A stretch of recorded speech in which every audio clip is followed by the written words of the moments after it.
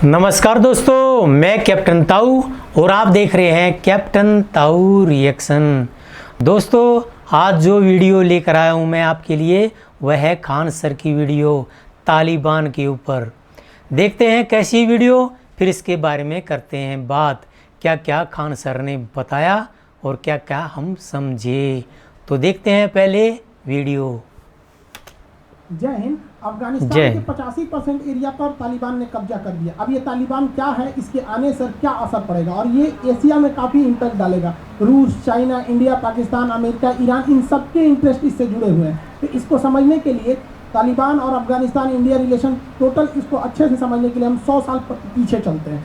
आज से 100 साल पीछे चलते। देखिए 1999 में अंग्रेजों ने अफगानिस्तान को आज़ाद कर दिया। उस समय भारत और अफगानिस्तान की सीमा लगती थी क्योंकि पाकिस्तान अलग नहीं हुआ था। डूरंड रेखा से अफगानिस्तान को अलग कर दिया गया। अंग्रेजों को अफगानिस्तान से कुछ खास मिल नहीं रहा था क्योंकि यहाँ पहाड़ और रेगिस्तान थे यहाँ पर। तो 1919 में जैसे ही अफगानिस्तान आज़ाद हुआ, अफगानिस्तान में राजशाही आ गई और वहाँ पे शाह वंश का राजशाही चलने लगी। शाह वंश के अंतिम राजा जो हुए वो मोहम्मद जहीर शाह हो गए। जहीर शाह 1973 में बीमारी का इलाज करने के लिए अफगानिस्तान से इटली गए। जैसे ये इटली गए तो इन्हीं का सेनापति दाऊद खान ने इनका तख्ता पलट कर दिया और खुद को क्या घोषित कर दिया कि यहाँ का प्रधानमंत्री। और इसने कहा कि यहाँ संविधान लागू होगा। तो लोगों को लगा कि नहीं भैया, चलो राजा से तो अच्छा संविधान लागू होगा। लेकिन इसने जब 1977 में अपना संविधान लागू किया तो इसने सिंगल पार्टी की स्थापना कर दिया। खुद को कहा कि भैया हम ही प्रधानमंत्री रहेंगे। जहीर खान ने, क्योंकि उस समय ये तो सेनापति था, कहा कि हम ही विदेश मंत्री, प्रधानमंत्री, रक्षा मंत्री, गृह मंत्री, राष्ट्रपति, काउंसिल जनरल सब चीज़ अपने घोषित कर दिया। तो जनता इसके शासन से ऊब गई, जिस वजह से जनता ने विरोध कर दिया। इस विरोध को कहते हैं शोर रिवॉल्यूशन। एग्जाम में क्वेश्चन कई बार पूछता है शोर रिवॉल्यूशन का संबंध किससे है? अफगानिस्तान से। जैसे पूछता है चुड़ैलों का धावा फ्रांस से, बास्टिल दुर्ग का पतन फ्रांस से, टेनिट कोर्ट फ्रांस से, बोस्टन चाय पार्टी अमेरिका से। कुछ टाइप का कभी कभी ये छोटे एग्जाम में ये पूछ देता है। तो 1978 में शोर रिवॉल्यूशन हुआ। वहाँ के लोगों ने विद्रोह कर दिया कि भैया ये गलत है। और इस विद्रोह का नायक जो था वो नूर मोहम्मद तारिकी था। और इस विद्रोह में नूर मोहम्मद तारिकी को सफलता मिल गई। उसने दाऊद खान को रिप्लेस कर दिया और यहाँ का प्रेसिडेंट बन गया नूर मोहम्मद तारिकी। नूर मोहम्मद तारिकी को फुल सपोर्ट था रूस का। और अफगानिस्तान में रूस यानी उस समय यूएसएसआर था, जिस वजह से नूर मोहम्मद तारिकी पर यूएसएसआर का प्रभाव पड़ा। यूएसएसआर यानी वो उस समय कम्युनिस्ट देश था। कम्युनिस्ट किसी धर्म को नहीं मानते हैं, जिस वजह से इसका प्रभाव अफगानिस्तान में भी देखने लगा। नूर मोहम्मद तारिकी यूएसएसआर के प्रभाव में आकर अफगानिस्तान का मॉडर्नाइजेशन करने लगे। वहाँ school, college, university, technical school, hospital वगैरह को खोलने लगे। और इन्होंने क्या किया, मॉडर्नाइजेशन के ही दौर में महिलाओं की शिक्षा पर ज़्यादा ध्यान दिया। मॉडर्नाइजेशन के साथ साथ उन्होंने कहा कि बुर्का पहनना कंपलसरी ना होकर वो नॉर्मली रहे, जो लड़कियाँ जैसा ड्रेस पहनना चाहें वो पहन सकती है। अब वहाँ पर ज़्यादातर जनसंख्या मुसलमान थी, जिस वजह से इसका विरोध होने लगा। इसी बीच में इन्होंने क्या किया, सोशलिस्ट रिफॉर्म को लाते हुए, समाज की भलाई को ध्यान में रखते हुए उन्होंने कहा कि जिसके पास ज़्यादा ज़मीन है उससे कुछ ज़मीन लेकर गरीबों को या जिनके पास ज़मीन नहीं है उन्हें दान दे दिया जाए। ऐसे ही जैसे विनोबा भावे ने भूदान आंदोलन में किया। इसका अफगानिस्तान के मुसलमानों ने विरोध किया क्योंकि अफगानिस्तान में ये मान्यता है कि ऊपर वाला ही है जो जिसको अमीर बनाता है या गरीब बनाता है। यानी मुकेश अंबानी को ऊपर वाले ने अमीर बनाया और पाकिस्तानियों को भिखारी बना दिया। ये ऊपर वाले की ही मेहरबानी है। तो इसका विरोध अफगानिस्तान में बहुत भयानक हुआ। अब अमेरिका चाहता था, तो अमेरिका और रूस में उसमें कोल्ड वार चलता था, दोनों एक दूसरे की वर्चस्व को खत्म करना चाहते थे। तो अमेरिका ने क्या किया, अफगानिस्तान को डीस्टेबलाइज करने के लिए यहाँ के मुसलमानों को कहा कि देखो तुम्हारा मजहब खतरे में है, तुम अपने मजहब के लिए लड़ो। मजहब के लिए लड़ने के लिए इसने मुजाहिदीन तैयार किया। मुजाहिदीन उसे कहते हैं जो मजहब के लिए लड़ाई करता है। तो अमेरिका ने, सोचिए, अमेरिका ने अफगानिस्तान में मुसलमानों को मुजाहिदीन बनने के लिए मजबूर किया और पैसा दिया रूस से लड़ने के लिए। इसी बीच अमेरिका ने क्या किया, नूर मोहम्मद तारिकी के जो विदेश मंत्री थे हफीजुद्दीन अमीन, उसको CIA के एजेंट भेज के अपने में मिला लिया। अब सोचिए, किसी देश का विदेश मंत्री दूसरे देश के इशारे पर काम कर रहा है तो क्या होगा। नूर मोहम्मद तारिकी के विदेश मंत्री हफीजुद्दीन को अमेरिका ने सख्त आदेश दिया कि अफगानिस्तान में जितना भी इस्लाम विरोधी चीज़ें हैं मॉडर्नाइजेशन को बहुत तेज करो। तो इसने मॉडर्नाइजेशन को बहुत तेज कर दिया, जिस वजह से अफगानिस्तान में ये मुजाहिदीन भड़कने लगे और ये कहने लगे कि हमारा मजहब खतरे में। और इसमें नूर मोहम्मद तारिकी और रूस एक और रह गए और ये भड़काने में आगे बढ़ गया। इनको हथियार और पैसा अमेरिका प्रोवाइड कराने लगा। सोचिए, ये अमेरिका ही है जो ग्लोबलाइजेशन लेवल पे आतंकवाद को लेके चला गया। अब यहाँ अफगानिस्तान है, इसको पैसा देंगे कैसे, तो इसमें मिल गया पाकिस्तान। ये साले सब भिखारी तो शुरू के हैं सब। अफगानिस्तान में यहाँ से पैसा जाने लगा, वहाँ पे जितने मुजाहिदीन थे उन्हें अफगानिस्तान से पाकिस्तान लाकर ट्रेनिंग दिया जाने लगा, उन्हें पैसा ट्रेनिंग सब आप पाकिस्तान से पहुँचाएंगे। बदले में पाकिस्तान को भीख के रूप में हमेशा जैसे पैसे मिल जाते थे मिल जाया करते थे। अफगानिस्तान का करियर बर्बाद हो गया, उससे क्या मतलब है। अमेरिका ने इसी सिलसिले में क्या किया, सऊदी अरब से भी लोगों को भेजा अफगानिस्तान में, जिसमें सबसे महत्वपूर्ण नाम आप सुने होंगे ओसामा बिन लादेन का। अमेरिका की मीटिंग हुई थी ओसामा बिन लादेन के साथ कि यहाँ जाके किसे मारना है, यूएसएसआर को भगा देना है, यहाँ नूर मोहम्मद तारिकी की सरकार को क्या कर देना है, गिरा देना है, और यहाँ पर क्या करना है, इस्लाम को मतलब इस्लामिक चीज़ों को लाना है।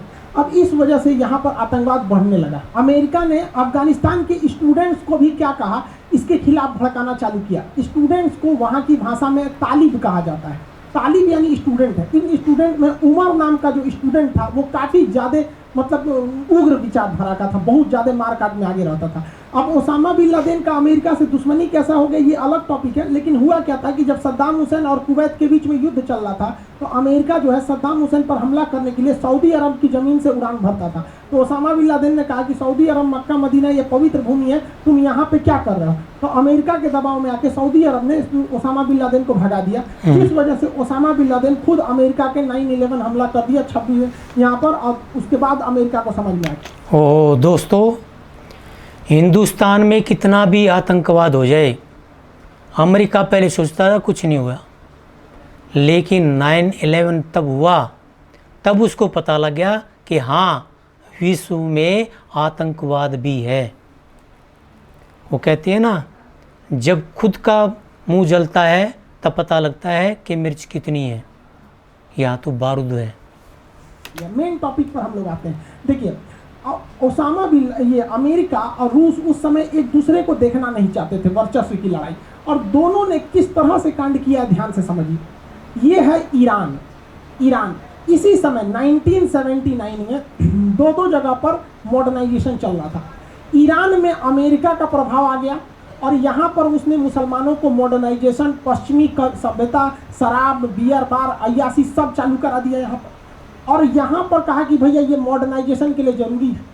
तो इसको काउंटर करने के लिए इधर से रसिया जो है ये अफगानिस्तान में घुस गया नूर मोहम्मद तारिकी के थ्रू कि तुम यहाँ मॉडर्नाइजेशन करो। लेकिन अमेरिका को देखिए, जो अमेरिका ईरान में पश्चिमी सभ्यता थोप रहा है, वही अमेरिका अफगानिस्तान के मुसलमानों को कह रहा है कि तुम्हारा धर्म रूस बर्बाद कर रहा है मॉडर्नाइजेशन करके। अब सेम काम रूस कह रहा है ईरान के लोगों से कि तुम्हारा मजहब खतरे में पड़ रहा है। तो ईरान में भी रिवोल्यूशन हो गया और अफगानिस्तान में भी हो गया सेम 1979 में। ईरान के लोग कहें अमेरिका भागो, हमारा कल्चर ठीक है, और यहाँ पर जो थे अफगानिस्तान में, वहाँ पर उन लोगों ने भगा दिया। अमेरिका ईरान में जब लात खाया तो ईरान वाले को कहने लगा कि आतंकवादी है, लेकिन यही अमेरिका यहाँ पर अपना पैसा भेजता था। और रूस जो अफगानिस्तान में लात खाया तो वो अफगानिस्तान में लोगों को आतंकवादी कहने लगे। मतलब अपने फायदा के लिए पूरी दुनिया में आतंक मचा दो। ईरान रिवोल्यूशन सक्सेस हो गया और अमेरिका को यहाँ से भागना पड़ गया वापस। अब अमेरिका को डर इस बात का था कि ईरान से हम तो हार के आए हैं, यहाँ अगर रूस का दबदबा हो जाएगा तो यह बात अमेरिका के लिए ठीक नहीं थी। इसलिए अमेरिका चाहता था कि अफगानिस्तान में भी विद्रोह हो जाए। अब रूस हर हाल में इस विद्रोह को दबाना चाहता था। इसलिए नूर मोहम्मद तारिकी जो थे, ये नूर मोहम्मद तारिकी ये जब यहाँ रूस गए स्थिति को समझने के लिए, तो रूस ने इन्हें समझाया कि देखो ये मुसलमान जो है वो भड़क चुके हैं, तो मुसलमानों को शांत रखना अभी फ़िलहाल ज़रूरी है, इसलिए तुम मॉडर्नाइजेशन को धीमा रखो। तो ये मॉडर्नाइजेशन को तो धीमा रखते, और इन्होंने कहा कि देखिए हफीजुद्दीन अमीन हमारा बात नहीं सुनता है, खुद है मेरा विदेश मंत्री है। तो रूस ने उनसे कहा कि इसको हटाओ पद से, ये अमेरिका का एजेंट है। लेकिन ये बात जब नूर मोहम्मद तारिकी जब लौट रहे थे अफगानिस्तान, तो उससे पहले ही अमेरिकी की खुफिया एजेंसी इसको हफीजुद्दीन अमीन को बता दिया कि ऐसा ऐसा कांड होने वाला है, तुम्हें हटाया जाएगा। जैसे इनका फ्लाइट लैंड किया, ये घर गए, उनको विद फैमिली मार दिया, और वहाँ पर शासन किसका हो गया, हफीजुद्दीन अमीन का। अब यहाँ पर एक तरह से देखिए तो ईरान, तो अमेरिका भले ईरान से चला गया, लेकिन अमेरिका का ही एजेंट अफगानिस्तान में बैठकर शासन करने लगा। तो ये अमेरिका के लिए तो अच्छा था, लेकिन रूस के लिए ये सही नहीं था, क्योंकि रूस की सीमा उस समय यहाँ तक लगती थी, अफगानिस्तान तक लगती थी, क्योंकि रूस उस समय यूएसएसआर यानी सोवियत संघ था, जो आज 15 देशों में टूट गया। इसलिए मजबूरी में रूस को हमला करना पड़ा। और 25 दिसंबर 1979 को यानी इस साल के अंतिम समय में इसने क्या किया, थल सेना लेकर घुस गया कहाँ पर, सीधे रूस से, ये तो पूरा रूस था, ये पूरा रूस था, यहाँ से सीधे अफगानिस्तान में घुस गया और अफगानिस्तान में घुस के हफीजुद्दीन अमीन की सरकार को उड़ा दिया, इनको मार दिया और यहाँ पर एक एक करके सेना आगे बढ़ने लगी। रूस को लगा था कि वो अफगानिस्तान को बड़ा इजीली जीत देगा, ये रूस की सबसे बड़ी गलती साबित हुई क्योंकि अफगानिस्तान प्लेन मैदान नहीं था, पूरी तरह पहाड़ी एरिया था। यहाँ पर सेना को इतनी तकलीफ झेलने पड़ी जिसका कोई हद नहीं। अब इतनी ऊंचाई से ये लोग आ रहे हैं, यहाँ पे कहीं पे भी आतंकवादी घुसे रहेंगे और इन आतंकवादियों को हथियार, पैसा, ये सारी चीज़ें अमेरिका के थ्रू मिल गई थी और अमेरिका ये सारी चीज़ों को पाकिस्तान में डंप करता था। वो आतंकवादी मुजाहिदीन पाकिस्तान आते थे और यहाँ से लेके चले जाते थे और रूस को लगा कि वो इजीली जीत जाएगा, लेकिन वो हुआ नहीं। यहाँ पर ये जितने आतंकवादी जो थे मुजाहिदीन, इन्हें हथियार सारा अमेरिका ने दिया। मतलब ये आतंकवादी अमेरिका के हथियारों से, अमेरिका के पैसे से, अमेरिका की ट्रेनिंग पर है और हम लोग के लिए सरदर्द बन के बैठे। तो रूस को यहाँ दिक्कत होने लगा, रूस की सेना दिन प दिन मराने लगी क्योंकि ये आतंकवादी जो थे ये यहीं पर पले बड़े थे, इनको हर एक चीज़ का आइडिया था रास्ते का, और कहाँ छुपे रहते थे मार देते थे और इनके पास लेटेस्ट हथियार था। इस वजह से रूस की थल सेना को यहाँ बढ़त नहीं मिल पाई, बड़ी बड़ी वाहनें जंगलों में और पहाड़ों पर नहीं चढ़ पाती हैं सर।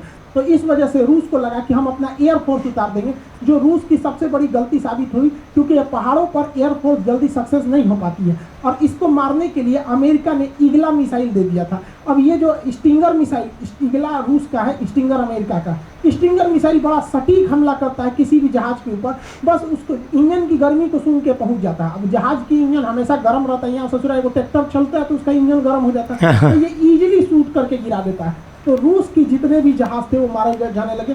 याद कीजिए कारगिल की लड़ाई में हमारा भी मिराज जहाज गिर गया था, MI-17 को भी मार के गिरा दिया था पाकिस्तानी आतंकवादियों ने। इस वजह से वहाँ एयरफोर्स उतना तगड़ा नहीं लड़ पाई थी क्योंकि पहाड़ों पर लड़ना काफ़ी मुश्किल हो जाता है। यही हाल हो गया USSR के साथ, उसके हेलीकॉप्टर सब कोई सब मार मार गिरा दिया, सब उस पर खेलने लगा तो भी कौन चीज़ है, कैसे उड़ता है, मार मार सब ध्वस्त कर दिया। तो उसकी थल सेना और वायु सेना दोनों बहुत बुरी तरह से मतलब प्रभावित हुई और अंततः रूस को लग गया कि यहाँ पर रहना ठीक नहीं है, ये मुजाहिदीन के चक्कर में हमारा बहुत लोग मरा रहे हैं। वहाँ गोर्बाचोव का शासन था रूस में, उन्होंने 15 फरवरी 1989 यानी 10 साल तक जो सोवियत युद्ध चला, इसमें 15,000 सोवियत सैनिक के जो सैनिक थे वो मारे गए। मुजाहिदीन इसमें खतरनाक इसलिए लड़ रहे थे, उनके पास कुछ है नहीं खोने के लिए, ना घर है, ना इंडस्ट्रीज है, ना फैक्ट्री है, ना GDP है, ना विदेश नीति है, ना कुछ है, मारो ससुरों का वहाँ पे। और अमेरिका ने उन्हें गाइडेड मिसाइल दे दिया। तो सोवियत अफगान वार जो था वो 1979 से 89 तक यानी 10 साल चला। इसमें आर्मी और एयरफोर्स रूस ने उतारा था, जो उसको बहुत बुरा घाटा पड़ गया।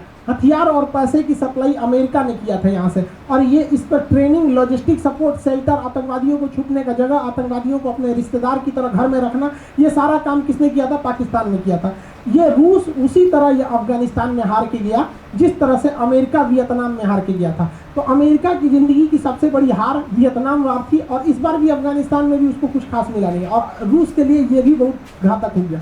हालांकि अफगानिस्तान को कोई शुरू से नहीं जीत पाया। सिकंदर भी यहाँ 3 साल तक सेना लगा के रखा हुआ था। उसकी माँ ने पूछा था कि तुम जीत क्यों नहीं पाते हो छोटे से देश को? तो सिकंदर, ऐसा कहा जाता है कि अफगानिस्तान की मिट्टी को अपनी माँ के मतलब भेंट में दिया था। तो जैसे अफगानिस्तान की मिट्टी पहुंची सिकंदर के गांव, उसके गांव में झगड़ा होने लगा। तो ऐसा कहा जाता है कि अफगानिस्तान में कभी झगड़े खत्म नहीं होगा, वहाँ खाली मारे काट वाले हैं, क्योंकि उनकी मेंटेलिटी बहुत आगे तक नहीं है। वो गोली चलाओ, उन लोग के लिए GDP वगैरह मायने नहीं रखती है। तो रूस यहाँ से चला गया, लेकिन यही गड़बड़ी हो गई।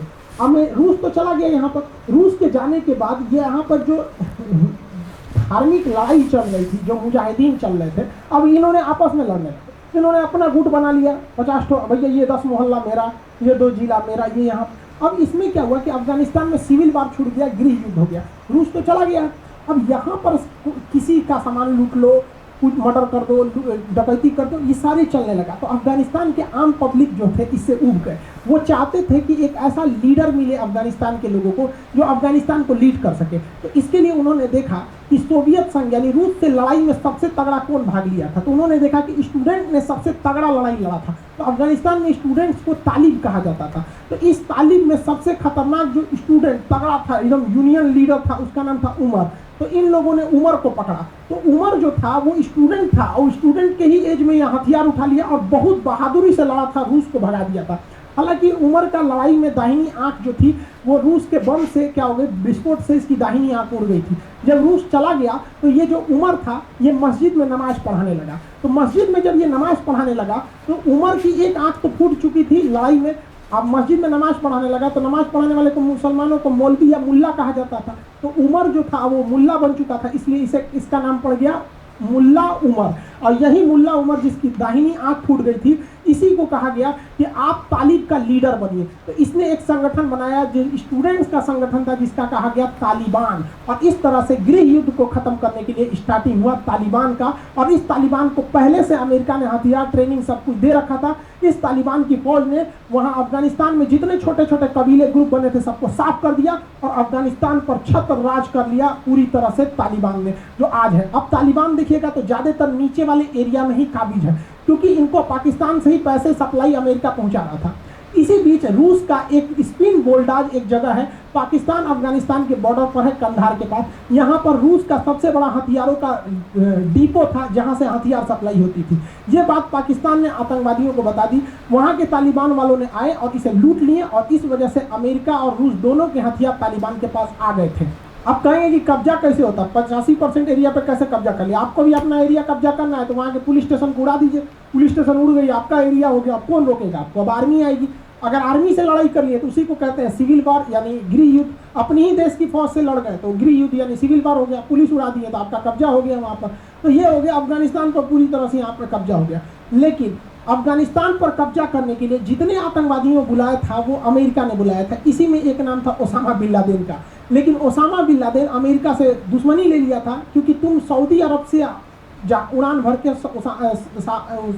इराक पर हमला क्यों कर रहे हो। इस वजह से ओसामा बिन लादेन जो था वो 9/11 का हमला करके उड़ा दिया यहाँ पर 11 सितंबर 2001 को यहाँ पर, और भाग के छुप गया अफगानिस्तान में। अमेरिका ने अफगानिस्तान में कहा कि यहाँ हमको क्या चाहिए, ओसामा बिन लादेन चाहिए।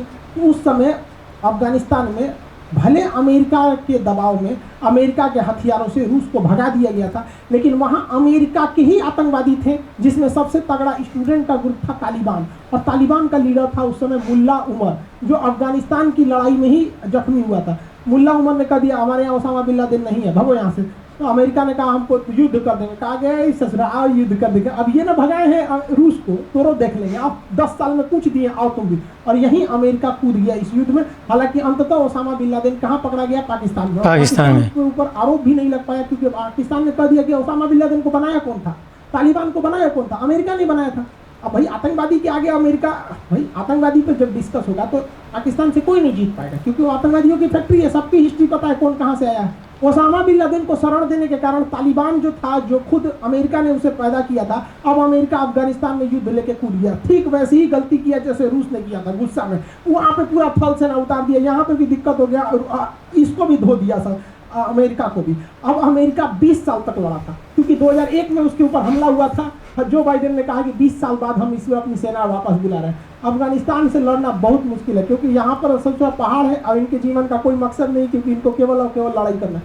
ये अब यहाँ पे सैनिक वापस जा रहे हैं। लेकिन ये बुढ़ऊ इतना होशियार है, बुश के समय पे यह हमला शुरू हुआ था और इसने वापस कर लिया अपनी सेना को। ये बुढ़ऊ को लगता है कि कोई ना कोई सवाल पूछेगा कि 20 सालों में आपको मिला क्या, तो इसको लगा कि हमको बेइज्जती हो जाएगा। इसने बहुत खतरनाक चाल चला। इसने क्या किया कि अपने जितने हथियार थे, जितने मीडियम साइज के गाड़ियां वगैरह थी, उनको कहा कि देखिए ये इसमें थोड़ा थोड़ा डेंटिंग पेंटिंग पचक भचक गया, ये हमारे काम लायक नहीं, हम इसे छोड़ के जा रहे हैं। अब बिना बताए भाग गया। इन हथियारों पर, इन गाड़ियों पर, इन बख्तरबंद वाहनों पर अब कब्जा हो गया तालिबान का। ये जानबूझकर छोड़ा है कि अब तालिबान और हथियार हो जाएगा और खतरनाक हथियारों से लोगों को मारेगा, तो लोग अपने से कहेंगे कि अमेरिका ठीक था।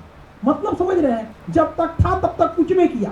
सेम काम यही किया था रूस, जब अफगानिस्तान को खाली किया था तो स्टीम बोल्डाज में अपना हथियारों का जखीरा छोड़ दिया, ताकि आने वाले जो आएगा वो युद्ध झेलेगा। इसने भी छोड़ के चला गया और इसने कहा दुनिया को कि हमने अफगानिस्तान की सेना को ट्रेनिंग दिया है, वहाँ एयरफोर्स बनाया है। देखिए अफगानिस्तान की एयरफोर्स की पावर, ये देखिए एम्बार्डियर जहाज दिया। इस ससुराई कौन कौन का जहाज है यहाँ पर, ये सेस्ना जहाज, हमारे यहाँ नेता सब इसको प्राइवेट मीटिंग में लेके जाता है सब यहाँ पे। ये एयरफोर्स है अफगानिस्तान का। और पाकिस्तान को इसने क्या दिया, F-16 खतरनाक जहाज।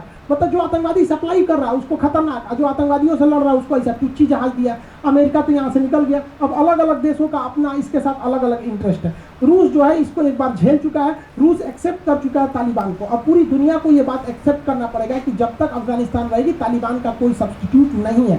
रूस ने भारत को भी कह दिया है कि हम अफगानिस्तान के मैटर पर आपका कोई साथ नहीं देंगे। तो रूस तो भैया अपना साइड हो गया है, बस इसने तालिबान को कह दिया कि भैया तुम हमारे एरिया में नहीं आना। अब बात करते हैं अगले देश की, चाइना की। तो देखिए चाइना का कोई अस्तित्व, मतलब कोई इसके अंदर मोरल सेंस नहीं है, इज्जत वगैरह कुछ नहीं होता है। या आतंकवादियों का भी सपोर्ट कर देता है, या यूएनओ में जाके मौलाना मसूद अजहर को बचा ले जाता है। तो ये आतंकवादी के साथ भी खड़े हो सकते हैं, किसी के साथ खड़े हो सकते हैं। इनका कोई मतलब विदेश नीति फिक्स नहीं होता है। इनको मतलब क्या है कि अफगानिस्तान में बहुत सारे मिनरल्स हैं, तो इसका कब्जा सोचता है वहाँ लिथियम वगैरह वगैरह चीज़ों पर, आयरन और पर कब्जा हो जाए इसका अच्छा से। दूसरा ये एक सड़क सीपीसी बनाया ही है, एक यहाँ के थ्रू भी एक बीआरआई प्रोजेक्ट में इसे शामिल कर लेगा। लेकिन चीन की भी एक मजबूरी है कि चीन की जो सीमा यहाँ अफगानिस्तान से लगती है वो सिंजियांग प्रांत है, और यहाँ के बीगर मुसलमानों पर चीन जुल्म करता है। इस वजह से यहाँ पर मुसलमानों में टसल हो सकती है। यहाँ भारत इस चीज़ को बढ़ा दे सकता है कि इस एरिया में अफगानिस्तान में ये असंतोष भर दे कि यहाँ पर जुल्म हो रहा है, जिस वजह से अफगानिस्तान और ये चीन के रिश्ते खराब हो सकते हैं। पाकिस्तान का यहाँ अपना इंटरेस्ट है, क्योंकि यहाँ जितने समय अफगानिस्तान जितना अशांत रहेगा, पाकिस्तान को वहाँ आतंकवादियों के लिए और ईजी हो जाएगी। यहाँ जितने ज़्यादा आतंकवाद रहेंगे, जिन आतंकवादियों को चढ़ा के ये कश्मीर के एंट्री कराते रहेगा, क्योंकि यहाँ पे चुनाव का सबसे बड़ा मुद्दा रहता है कश्मीर। क्योंकि इन बकचोदों को समझ में आता नहीं है कि इनका बांग्लादेश चला गया यहाँ पर, लेकिन इनको कश्मीर चाहिए। यहाँ पर क्या कीजिएगा यहाँ पर, और ये इसके लिए थोड़ा सा हो भी जाता है। रीजन समझिए कि अफगानिस्तान ये ऐसा करते क्यों है। देखिए ये है होल्डाज, ये पाकिस्तान अफगानिस्तान के बॉर्डर पर, यहाँ पर तालिबान के आतंकवादियों ने कब्जा कर लिया, यहाँ के चेक पोस्ट पर कब्जा कर लिया। यहाँ से इतना बड़ा ये व्यापार का केंद्र है, यहाँ से बहुत सारी ट्रकें जाती हैं, अफगानिस्तान की लाइफ लाइन कही जाती है इस चेक पोस्ट। और अफगानिस्तान की एयरफोर्स इन तालिबानी आतंकवादियों को मारने आई ना, तो पाकिस्तान कहता है इसका एयरफोर्स ऑफिशियली कि अगर तुम उन आतंकवादियों को मारोगे तो हमारी एयरफोर्स तुम्हें मार देगी। अब जेन्युइन अफगानिस्तान की तुलना में पाकिस्तान की एयरफोर्स अच्छी है, तो सोचिए कितना ये साले गिरे हुए हैं कि ऑफिशियली आतंकवादियों को बचाने के लिए यहाँ आते हैं। अब अफगानिस्तान से एक और पाकिस्तान को फ़ायदा ये हो जाता है कि अफगानिस्तान गोल्डन क्रेसेंट में आता है, यानी यहाँ अफीम की खेती ज़्यादा होती है। कहाँ कहाँ? पाकिस्तान, अफगानिस्तान और ईरान, जिसमें सबसे ज़्यादा अफगानिस्तान में हो जाती है अफीम की खेती। अब ये अफीम की जो होती है ये मादक पदार्थ होता है। ये अफीम जो है अफगानिस्तान से पाकिस्तान पहुँचा दिया जाता है स्पिन बोल्डाज वाले बॉर्डर के थ्रू। अब जब ये अफगानिस्तान से पाकिस्तान आता है तो पाकिस्तान इसे पंजाब में पहुँचा देता है। उड़ता पंजाब मूवी वगैरह देखिए, नशा वगैरह पे काफ़ी है। हाँ। यहाँ पे पंजाब में अभी नशाखोरी बहुत भर गया है। ये अफीम आ कहाँ से रहा है? अफगानिस्तान, पाकिस्तान, उसके बाद इंडिया आ रहा है। तो ये इंडिया को चौपट करना चाहते हैं। दूसरा है कि इन लोग को गजवाए हिंद भी तो करना है। हम लोग को पकड़ पकड़ के पाकिस्तान वाले पीटेंगे, हम लोग ऐसे कहेंगे मत पीटिए यहाँ पर। ये लोग हम लोग को गजवाए हिंद करेंगे। ये देखिए पाकिस्तान का मेजर है, देखिए यहाँ पे स्टार देख रहे हैं। और ये मेजर छोटा मोटा मेजर नहीं है, पैरा कमांडो है। देखिए यहाँ पैरासूट का आपको इंडिया से मिला देते। देखिए ये भी पैरा कमांडो है, ये भी पैरा कमांडो है, ये भी मेजर रैंक पर है, ये भी मेजर रैंक पर है। ये ससुरे ये इस पर हमला करके गजवाए हिंद करेगा। सोच सकते हैं?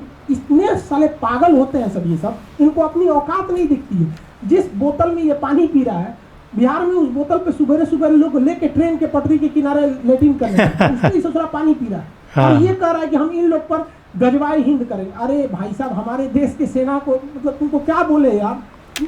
ये सपने कभी पूरे नहीं होंगे जब तक कि भारत के जवान जिंदा हैं, भारत माता पर आँच नहीं आएगी। वाह खान सर, वाह, बहुत बढ़िया। देखिए इंडिया के एस्पेक्ट्स में देखेंगे तो भारत ने यहाँ बहुत ज़्यादा पैसा इन्वेस्ट किया है, लगभग $4 बिलियन से ज़्यादा पैसा इन्वेस्ट किया है। हम अफगानिस्तान को बनाना चाहते हैं, और पाकिस्तान अफगानिस्तान को कहता है कि हम तुम्हें बर्बाद कर देंगे, लेकिन तुम कुछ मत कहो क्योंकि हम मुसलमान हैं, हमें अधिकार है किसी भी मुसलमान को बर्बाद कर सकते हैं। पूरी दुनिया में मुसलमानों को जो गाली सुनाता है, अकेले उसमें 90% योगदान पाकिस्तान का है। जबकि भारत देखिए, ये अफगानिस्तान की $4 बिलियन मदद किया। वहाँ शाहतूत डैम और सलमा डैम है। ये प्लांट लोग 42 मेगावाट से ज़्यादा की बिजली उत्पन्न करते हैं। ये अफगानिस्तान का सबसे बड़ा बिजली का प्लांट है यहाँ पर। इससे अफगानिस्तान के लोगों की ज़िंदगी सुधरेगी, लेकिन ये पाकिस्तान को नहीं देखा जाएगा। और इसके अलावा भारत ने वहाँ के संसद भवन का भी निर्माण कराया है ताकि लोकतांत्रिक सरकार वहाँ पे रह सके।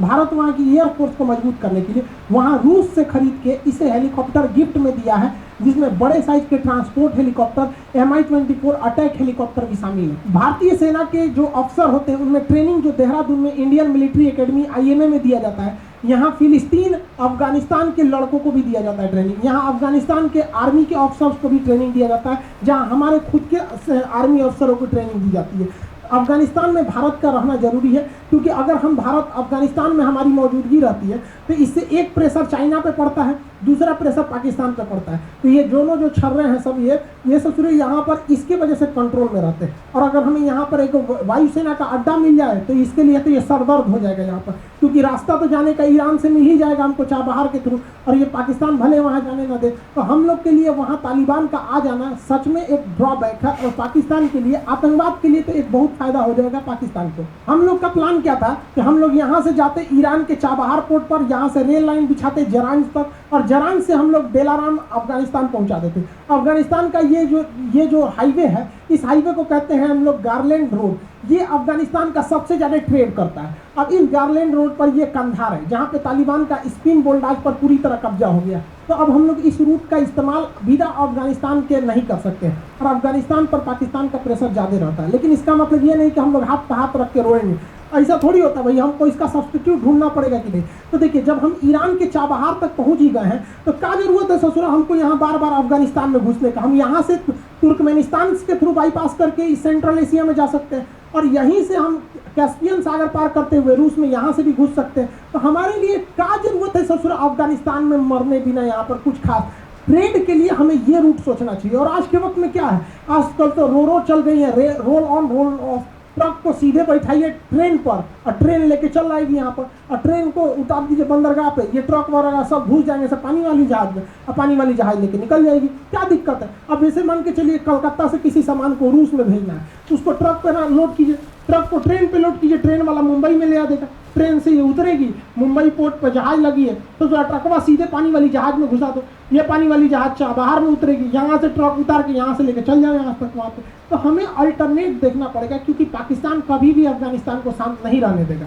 अफगानिस्तान का ऊपरी भाग जो है वही भारत से सटता है। देखिए, ये छोटा सा एरिया भारत से इसका ये टच करता है। तो यहाँ पर पहले बहुत शांति थी, उस शांति को बहाल करने का काम नॉर्दर्न अलायंस ने किया था। ये कई देशों का संगठन था, जिसमें अमेरिका, इंडिया था, रूस था, तुर्की था, तुर्कमेनिस्तान, ईरान वगैरह कई सारे देश थे। ये आठ देश थे जो यहाँ पर शांति बहाल का काम करते थे। तो ये एरिया अगर शांत रहेगा ना, तो ये कश्मीर वाला इशू ऐसे भी शांत रहेगा। वो अलग बात है कि पाकिस्तान इधर से कहेगा आए जाने इधर से मार दे कश्मीर वाले मैटर पे। ये बात अलग है कि अभी का तालिबान पूरी तरह से पहले के तालिबान से बदल गया है।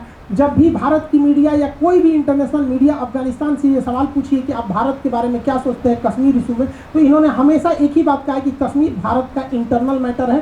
तालिबान या अफगानिस्तान की ज़मीन कभी किसी दूसरे देश में उग्रवाद फैलाने के लिए इस्तेमाल नहीं आएगी। लेकिन इनके कथनी और करनी में बहुत अंतर होता है। वहाँ देखेंगे अभी दानिश सिद्दीकी पत्रकार जो थे वो पुलित्जर अवार्ड से वो भी मार दिए, वहाँ पे हत्या कर दी गई। वो तो हत्या इस अफगानिस्तान में हुई है, वरना अगर ये हत्या, ये गोली अगर कश्मीर में चली रहती और दानिश सिद्दीकी की मौत अफगानिस्तान में न हो कि कश्मीर में हुई रहती, तो अभी तक इस्लामिक ऑर्गेनाइजेशन कंट्री, OIC के कंट्री बवाल मचा दिए रहते, हंगामा कर देते हो। तो नहीं है कश्मीर में ये हो गया, कश्मीर में वो हो गया, लेकिन अफगानिस्तान में हुआ कोई दिक्कत नहीं, वो लोग शांत बैठे रहे यहाँ पर।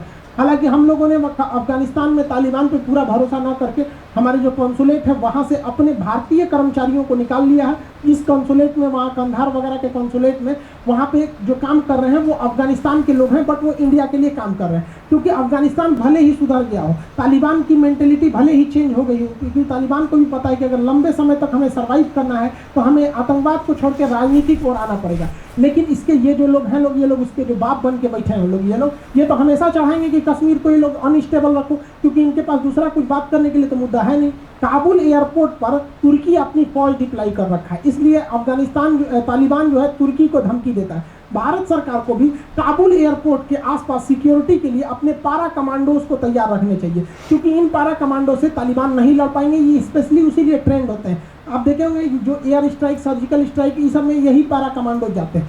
यहाँ रहने से एक फायदा होगा कि अफगानिस्तान पर एक डर रहेगा, और डर बिना प्रेम कहाँ, डर खत्म तो प्यार खत्म हो जाता है। जैसे अभी हमारी स्थिति इस तरह से, ये तालिबान वाला हमारे ऊपर तान दिया यहाँ पर। अब हम लोग हैं तालिबान को केवल उसके मेंटली पे छोड़ दिए हैं कि वो कश्मीर में इंटर करेगा कि नहीं करेगा, क्योंकि हमारे पास तालिबान को पकड़ने के लिए कुछ नहीं है। लेकिन अगर हम अफगानिस्तान के काबुल एयरपोर्ट पर आ जाते हैं तो हम उस पर पाकिस्तान और चाइना पर भी दबाव बना देंगे, साथ ही साथ हमारी स्थिति ऐसे हो जाएगी ताकि दोनों एकदम आमने सामने।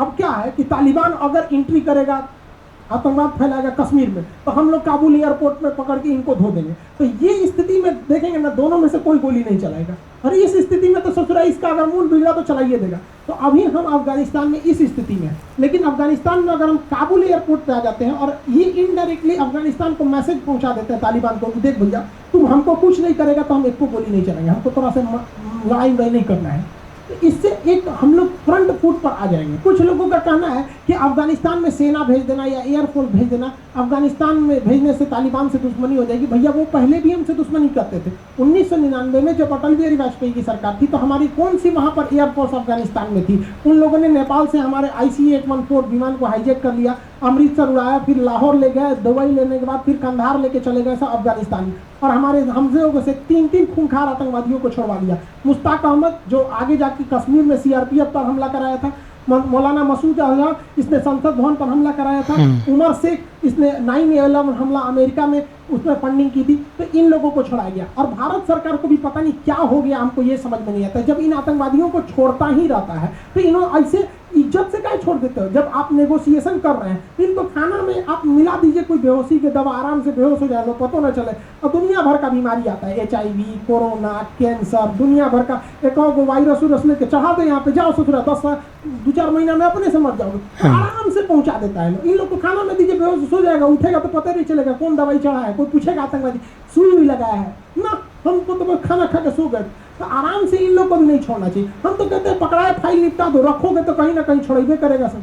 अफगानिस्तान में तालिबान को काउंटर करने का एक और तरीका है। देखिए वहाँ 2 आतंकवादी संगठन है, ज्यादातर एरिया में तालिबान का कब्जा है जो अफीम बेचकर अपने पैसे की उगाई करता है, जबकि वहीं पर आपका ISIS आतंकवादी है, ये काला चमगादड़, ये सब जो है पेट्रोल बेच के अपना पैसा कमाते हैं। दोनों ही आतंकवादी हैं, लेकिन ये क्या कहता है इससे कि तुम इस्लाम के खिलाफ हो, नशा वाला चीज इस्लाम में अलाउड नहीं है। अरे भैया वो नशा वाला नहीं बेचेगा तो पैसा नहीं आएगा, तोरे ऐसा पेट्रोल सबके पास थोड़ी है। तो भारत सरकार को ISIS के मैटर पे कुछ नहीं बोलना चाहिए, क्योंकि ISIS वाले आते हैं सब तो अफीम की खेती जला देते हैं सब, कहते हैं इस्लाम के खिलाफ है, और खेती जल गया तो तालिबान का पैसे बंद हो जाता है। आज के समय में बाप बड़ा ना भैया, सबसे बड़ा रुपया। तालिबान को काउंटर करने के लिए ईरान बहुत महत्वपूर्ण भूमिका निभाएगा। एक्चुअली ईरान क्या है, वो एक शिया कंट्री है, और यहाँ मुसलमानों में सबसे बड़ा झगड़ा शिया सुन्नी का है। अफगानिस्तान में सुन्नी है और यहाँ पर शिया है, इन दोनों में बहुत अच्छा सा टसल हो जाएगा। तो यहाँ पर अफगानिस्तान को काउंटर करने के लिए ईरान भरपूर मदद करेगा, क्योंकि ईरान नहीं चाहेगा कि उसके सिधाने कोई एक आतंकवादी संगठन आ जाए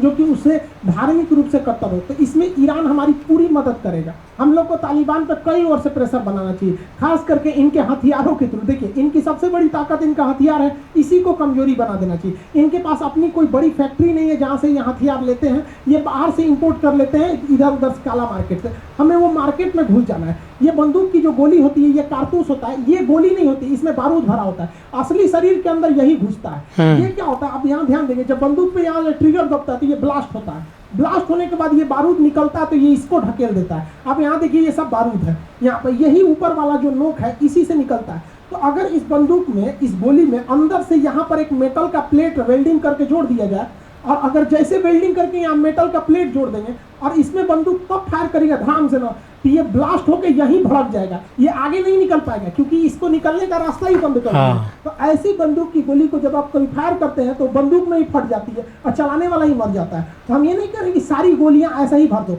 लेकिन 10-15% ऐसी गोलियां ब्लैक मार्केट में सप्लाई कर दो। अब इन ससुरों को कैसे पता करेंगे उसको फोड़ के कि ये असली है कि नकली? अब ऐसे बंदूक की गोली लेके चलोगे ससुरे, धर धर धर मारो मारो, धर धर धर, पता चला वही में 10 गोली मारे, एगो खराबका आ गया, मारे धड़ाम से फट जाएंगे, आदमी भी गया, हथियार भी गया। देखिए एक बात हम अच्छे से समझे कहना चाहते हैं, अगर आप चाहते हैं कि युद्ध न हो तो इसके लिए आपको हमेशा युद्ध के लिए तैयार रहना पड़ेगा, क्योंकि युद्ध की तैयारी ही युद्ध पर पूर्ण विराम लगाती है। दुनिया में किसी देश की हिम्मत नहीं है जो इजराइल से टक्कर ले ले, क्योंकि सबको पता है कि ससुरा 2 बजे रातियों को करेंगे तो तैयार बैठा है। तो इसलिए इजराइल से लड़ने की हिम्मत कोई नहीं करता, क्योंकि वो तैयार बैठा है। हम लोग 1962 की लड़ाई क्यों हारे? क्योंकि हम तैयार नहीं थे।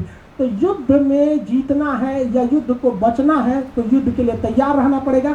ऐसे अफगानिस्तान के रहमो करम पे रहेंगे कि देखिए तालिबान हम तो कुछ नहीं कर रहे हैं, आप भी कश्मीर में कुछ नहीं कीजिएगा, वो पक्का करेगा, क्योंकि उसको दिन भर पाकिस्तान उसको पिन मारेगा, देख तुम्हारे लिए हम हाई किए हैं, तुमको पैसा दिए, ट्रेनिंग दिए, रहने के लिए दिए, तुमको हम तुम्हारे वजह से हम बदनाम हो गए, मारो कश्मीर को। तो कश्मीर को ये लोग अनस्टेबल करेंगे और लोगों को लगता है कि यहाँ साला पाकिस्तान कश्मीर की हेल्प कर रहा है। यार कश्मीर वालों भी आप लोग समझो यार, आप लोग बलि का बकरा बन रहे हो। जितना कश्मीर में आतंकवाद फैलेगा, जितने कश्मीर के लोग मारे जाएंगे, इसमें सबसे ज़्यादा फायदा पाकिस्तान को होगा। इसलिए भारत को भी अब एग्रेसिव मूड में रहना चाहिए। आगे आप क्या सोचते हैं कमेंट करके बताइएगा। मिलेंगे नेक्स्ट क्लास में। जय हिंद।